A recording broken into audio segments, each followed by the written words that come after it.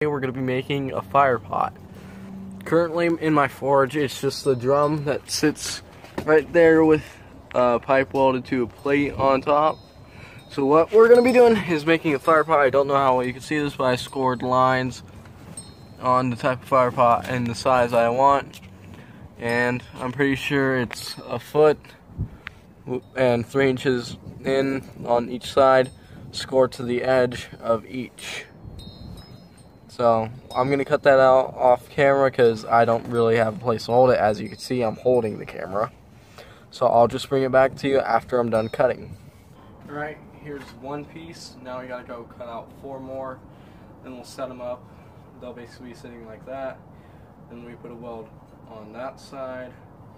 Then we'll put it into the forge and weld it to the base. Now we have all 4 pieces cut out.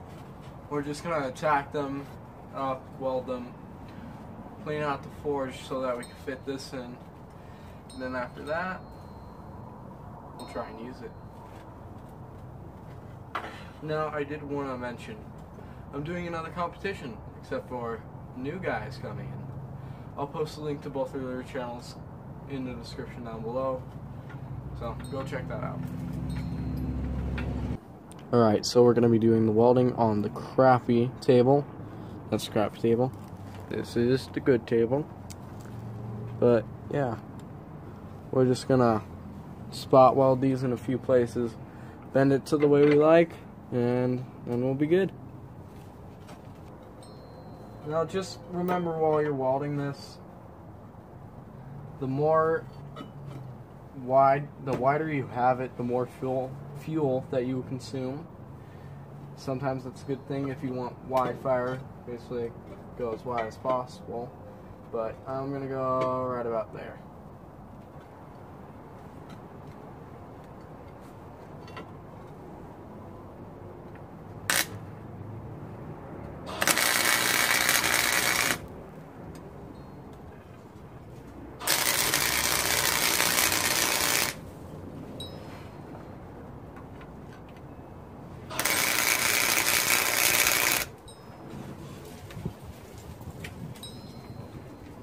Alright, well, looking at that,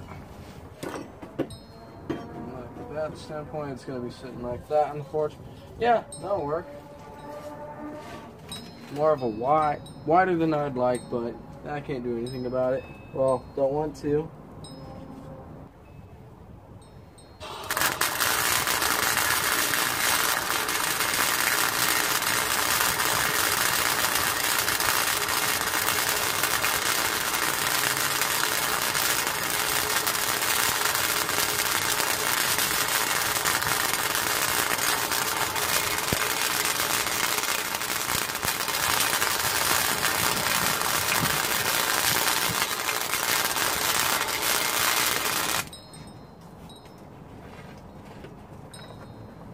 Yep, that's what I did on the crappy table. I burnt the crap out of it. I think I could move faster, so.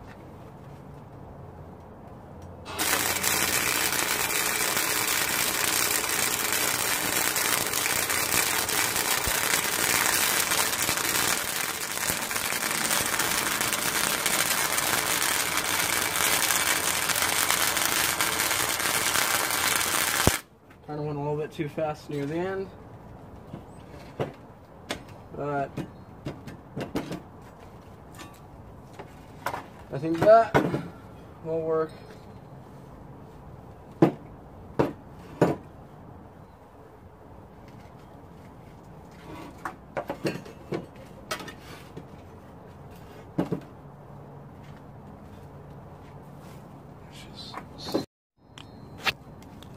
Alright, we got most of it welded up.